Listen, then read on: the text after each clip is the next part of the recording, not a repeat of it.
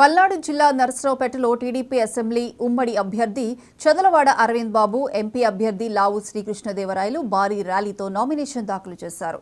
ఈ కార్యక్రమంలో అరవింద్ బాబుతో టీడీపీ శ్రేణులతో పాటు జనసేన నాయకులు, కార్యకర్తలు, బీజేపీ నాయకులు, కార్యకర్తలు, పట్టణ ప్రముఖులు ర్యాలీలో పాల్గొన్నారు.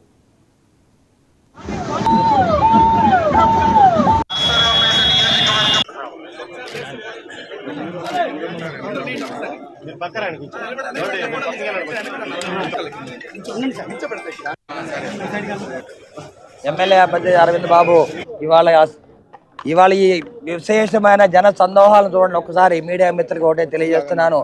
ఇక్కడ ఉన్న జన సందోహాన్ని చూస్తే వైసీపీ ప్రభుత్వం కూలిపోయింది, వైసీపీ పతనం అంతమైంది. అదే ఎమ్మెల్యే గోపిరెడ్డి శ్రీనివాసరెడ్డి కూడా మూడోసారి పోటీ చేయడానికి అర్హుడు కాదని మీడియా ముఖంగా తెలియజేస్తున్నాను. అవినీతి, అక్రమాలు, దుర్మార్గాలతో 5 ఏళ్లు పరిపాలన చేశాడు.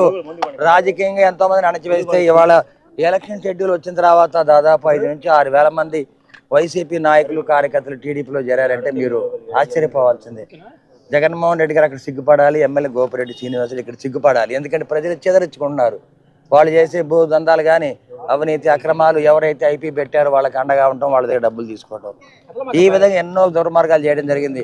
ఆఖరికి మీడియా వాళ్ళని కూడా బెదిరించాడు, ఆఖరికి పోలీసులను కూడా బెదిరించడం జరిగింది. ఆఖరికి వ్యాపారస్తులను అయితే ప్రతి షాప్ వాళ్ళని పిలిపించి బెదిరించారు.